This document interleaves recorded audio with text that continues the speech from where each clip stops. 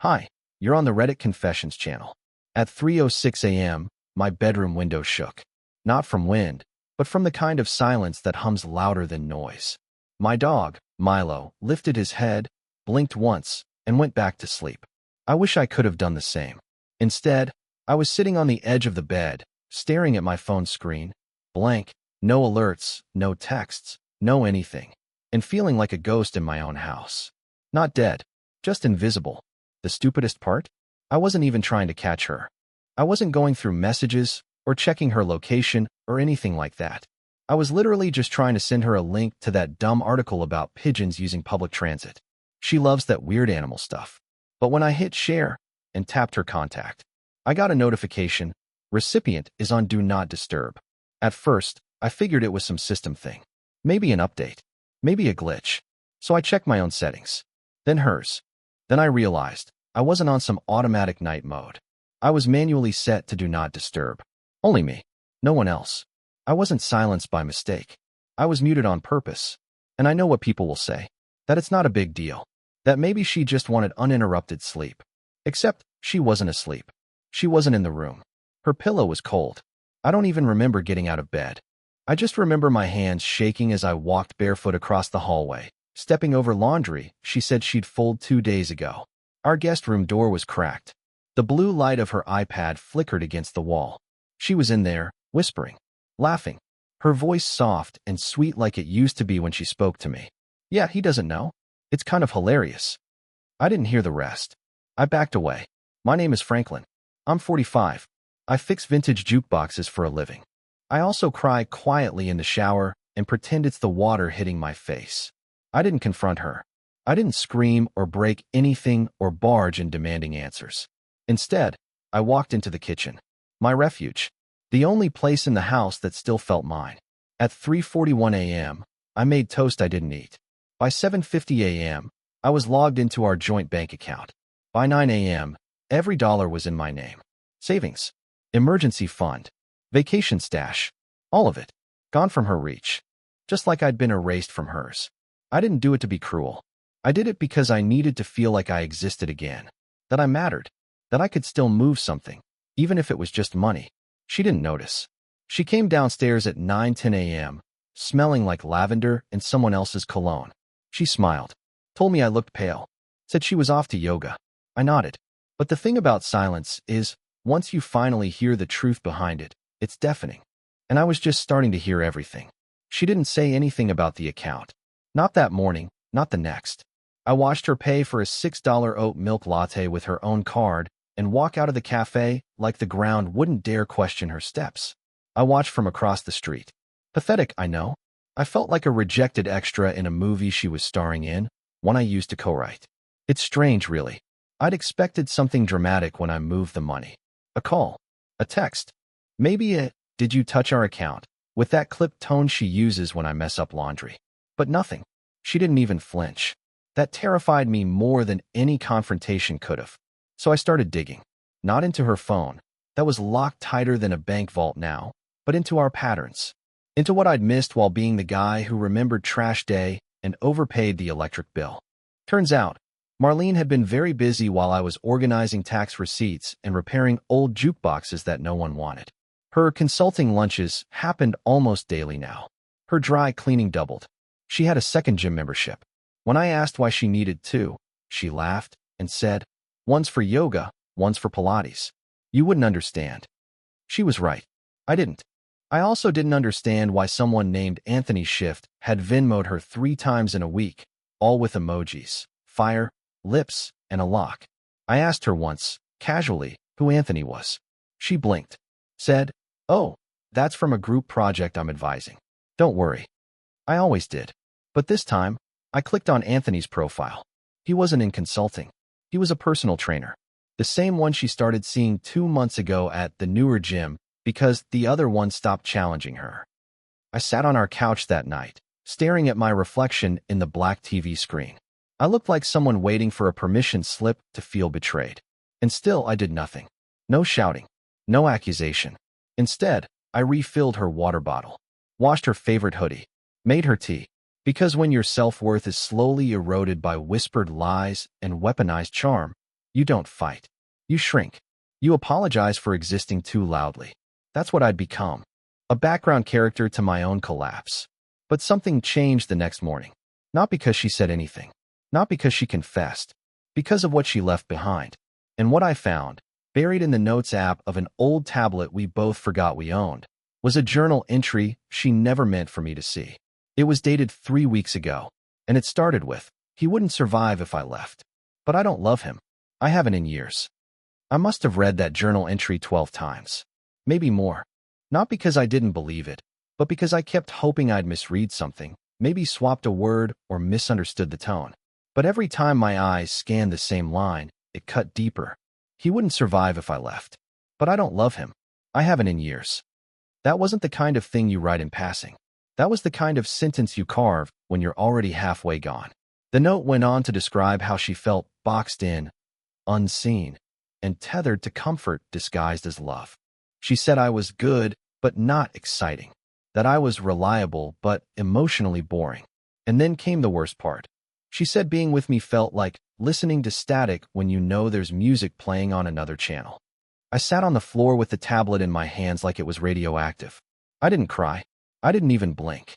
It's like my emotions froze under the weight of a truth that had clearly lived in her longer than I'd known. She'd been checked out for years, and I was too wrapped up in being dependable to notice I was living next to a stranger who had already packed up emotionally. The entry was dated 3 days after our last anniversary. That night, I'd made her dinner, bought her the perfume she used to love, and gave her a card I wrote by hand. She'd smiled, kissed me, and said, "You're the best thing that ever happened to me." And I believed her. I clung to that line like a fool hugging a life raft that's already been punctured. I didn't confront her. Not yet. I needed more than a journal entry. I needed certainty because if I was going to face this, I couldn't crumble mid-conversation.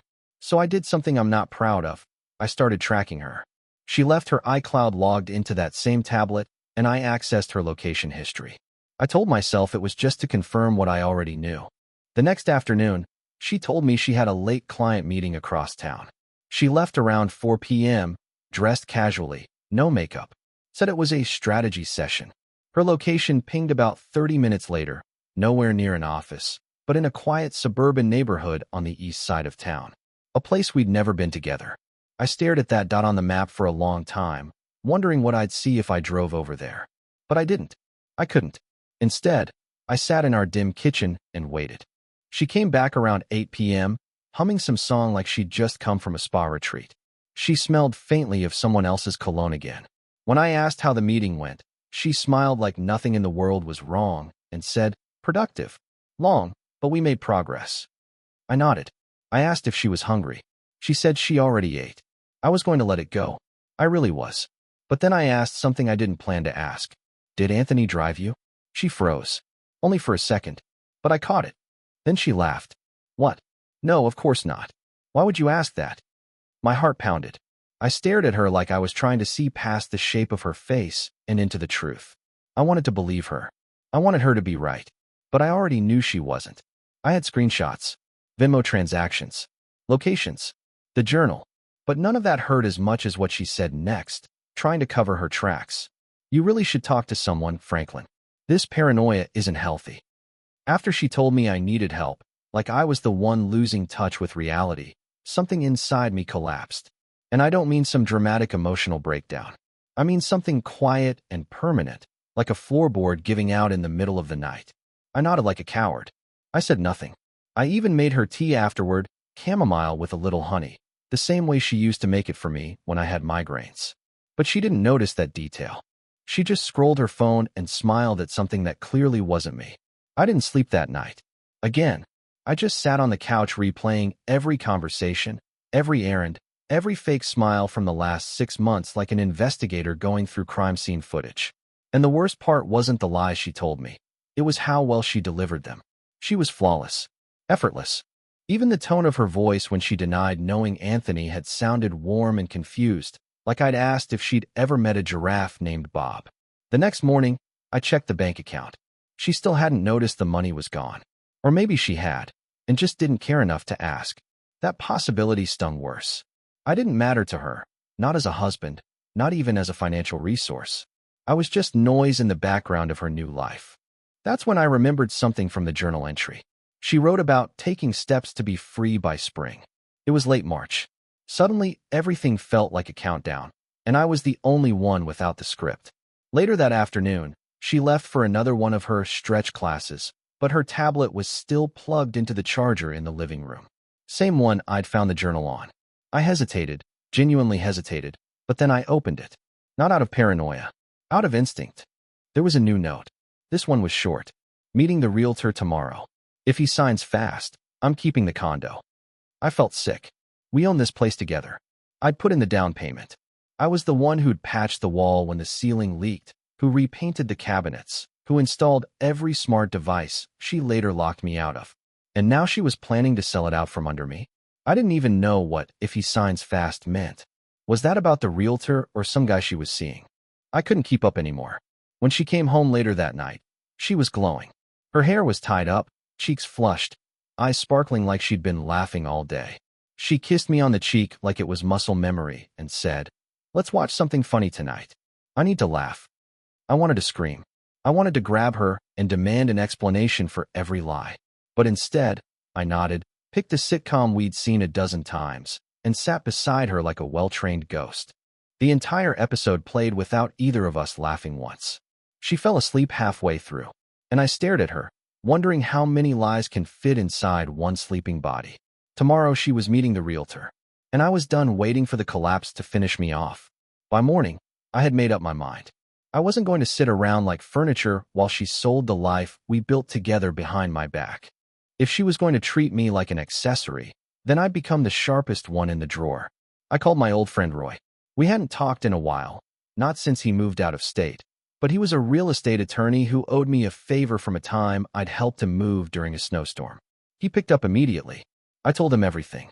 Not the dramatic parts, not the heartbreak, just the facts. Joint ownership. No divorce filed. No listing agreements I'd signed. He said what I hoped to hear. She can't sell anything without your signature. Not legally. The relief was momentary. It evaporated the second she walked into the kitchen like everything was normal and poured herself the last of the coffee without asking if I wanted any. She had that annoying bounce in her step, the one she used to get before a spa day or a beach trip. I could smell her citrus perfume from across the room. Her makeup was lighter than usual, natural, confident. She looked like someone preparing to impress. "You have any plans today?" she asked, casually, eyes on her phone. "Not really," I said, keeping my voice even. She nodded. "Cool. I might be home late. Meeting a client and then grabbing dinner." That word again. Client. I wanted to ask if her client would be paying the dinner bill or if she'd be using our joint credit card, which she didn't know was now also frozen. But I didn't. I just smiled and said, "Hope it goes well." She kissed me on the forehead, grabbed her tote bag, and walked out like she wasn't about to illegally offload half of everything we owned. I followed from a distance. I'd borrowed my brother's car the night before, claiming mine needed work. She didn't suspect a thing. Her car pulled up to an office complex on the edge of town. Not a real estate office, a private suite. I parked across the street, heart pounding so loud I thought it might give me away. 30 minutes passed. Then I saw them. She stepped out with a man. Not Anthony. This guy was older, dressed sharp, holding a black leather folder. She leaned in close, her hand brushing his chest. They laughed. Then she signed something on a clipboard he handed her. My stomach flipped. I didn't wait for them to leave. I snapped a photo from the car. Then I sent it to Roy. 10 minutes later, he called me. "Frank, whatever she signed wasn't a sale agreement. It's either a rental or a transfer of representation. But you're still protected, unless she forges your name." That hadn't crossed my mind until then. Would she do that? Forge my name? The woman I married 10 years ago wouldn't have. But the woman I lived with now? The one who whispered lies while drinking tea I made? I wasn't so sure anymore. By the time she came home that night, I had already pulled every document with my name on it into a locked drawer. Changed every password. Called the bank again just to make sure I was the only one with access. She walked in humming a tune. "You're in a good mood," I said, testing her. She grinned. "Just a productive day." Then she sat down beside me on the couch like nothing had changed. But everything had. Because for the first time in weeks, I was finally ahead of her. And the next thing I discovered would take this whole situation from betrayal to something darker, something I wasn't prepared for. The next morning started like the others, quiet, artificial, and polite. She acted like everything was fine. She even asked if I wanted eggs. That was new.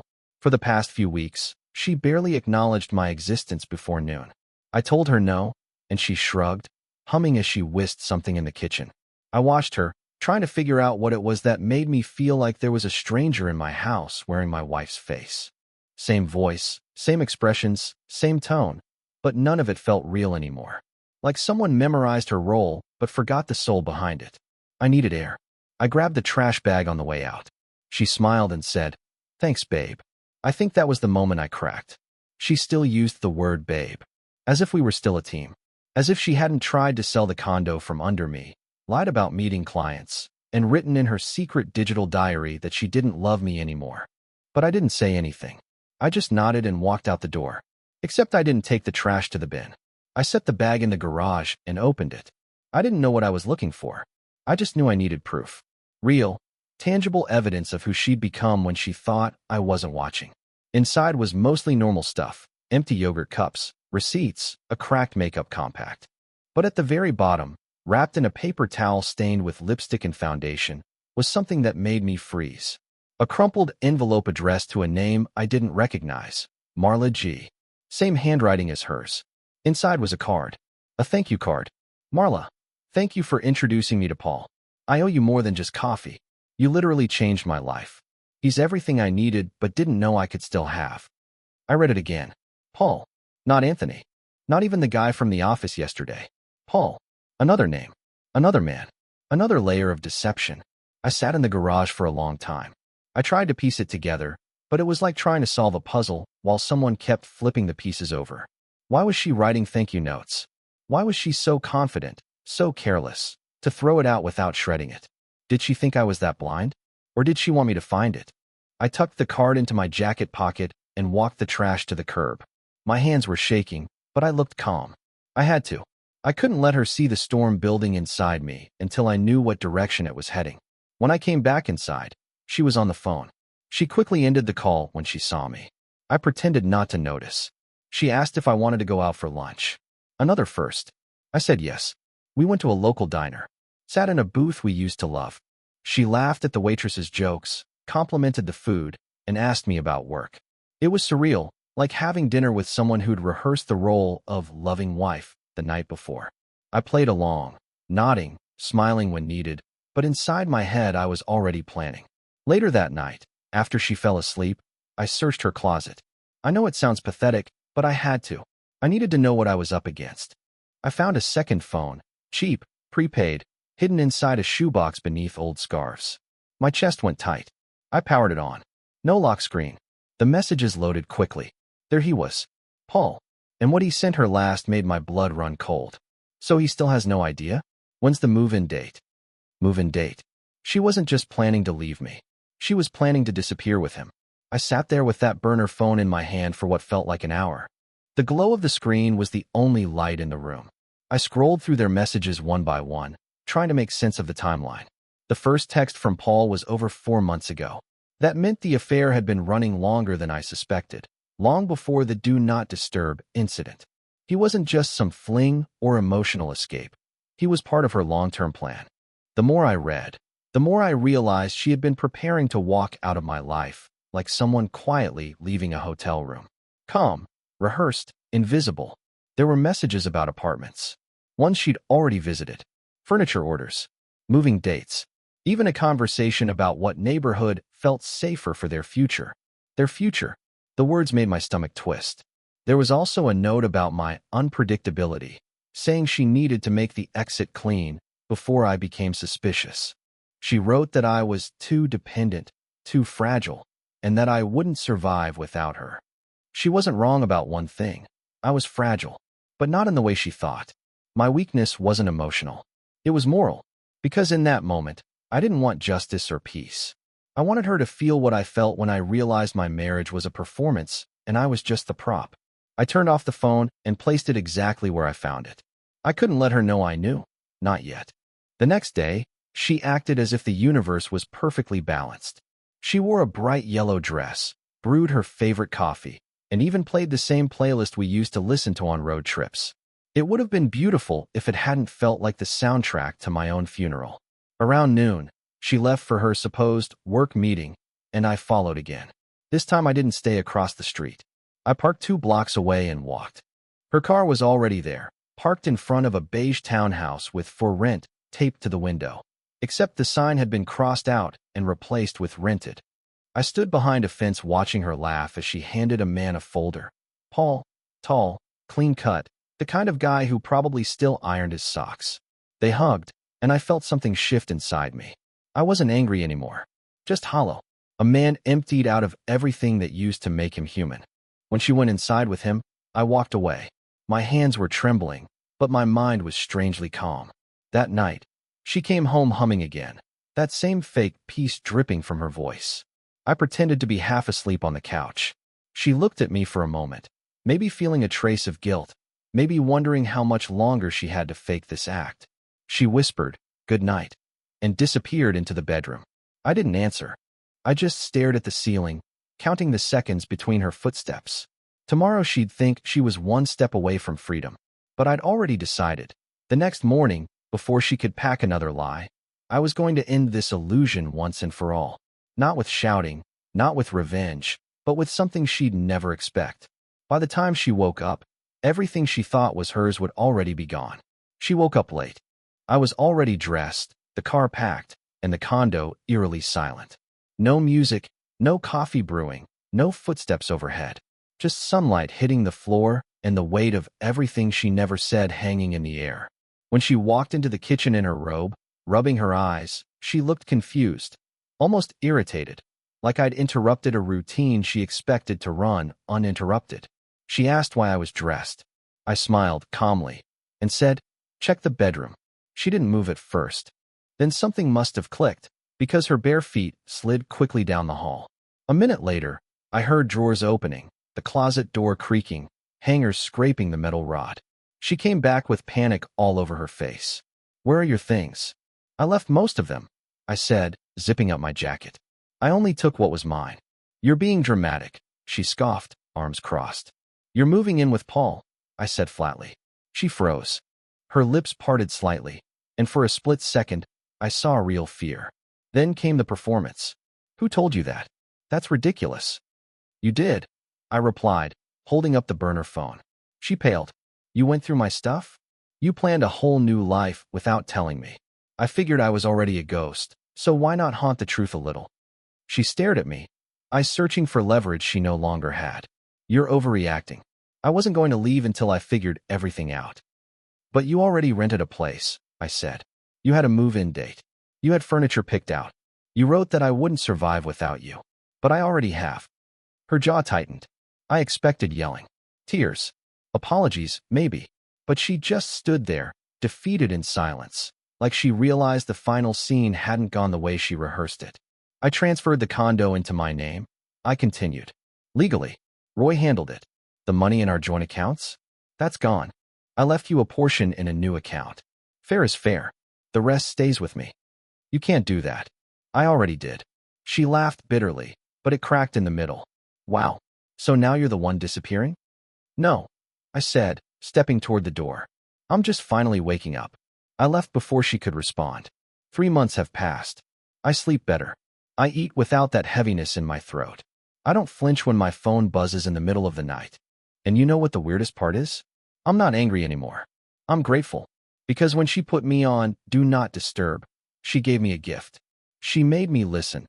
To myself, to the silence, to the signs I'd ignored for far too long. I don't need revenge. I needed peace. And I found it, without her. What moment in this story shocked you the most? Was it the second phone, the move-in plan, or something else entirely? Let us know in the comments. And if you've ever been silenced in a relationship, tell us how you found your voice again. You're watching Reddit Confessions, where the truth always gets heard.